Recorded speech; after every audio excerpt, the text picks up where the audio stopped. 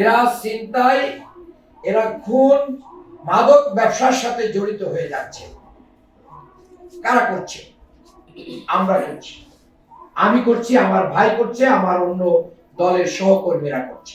রাজনৈতিক দল হিসেবে আমাদেরকে এ ব্যাপারে অঙ্গীকার করতে হবে, আমরা কিশোর গ্যাং লালন পালন করব না।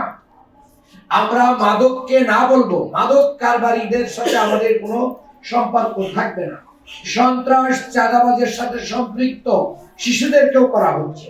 শিশু তো 18 বছর বয়স পর্যন্ত, তাহলে 18-র নিচে যারা আছে তাদেরকে তো আমরা র্যান্ডম এই জাতীয় কাজে ইউজ করতেছি।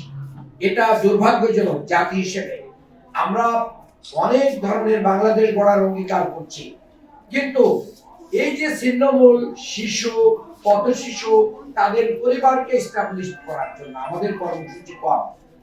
আর যা কিছু কর্মসূচি আছে সেখানের জন্য যা বরাদ্দ তা আমরা নিজেরাই খেয়ে ফেলি। এটা আরো দুর্ভাগ্যজনক। তাদের নামে যা বরাদ্দ হয় আমরা খেয়ে ফেলি।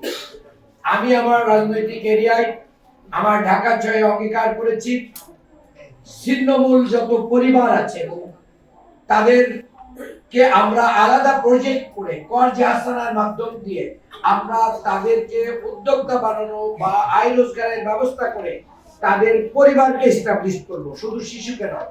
কারণ একজন শিশুকে আপনি যদি কেয়ার করেন তাহলে এটা কিন্তু মানে এটা যৌক্তিক জায়গায় যাবে না, কিন্তু তার পরিবারের সমস্যা সহ যদি সমাধান করেন তাহলে এটা সহজ হবে এবং এটা পসিবল। প্রতি বছর যদি আপনি 100 পরিবারকেও টার্গেট নেন তাহলে 5 বছরে যদি 500 পরিবারকে আমরা কি করতে পারি।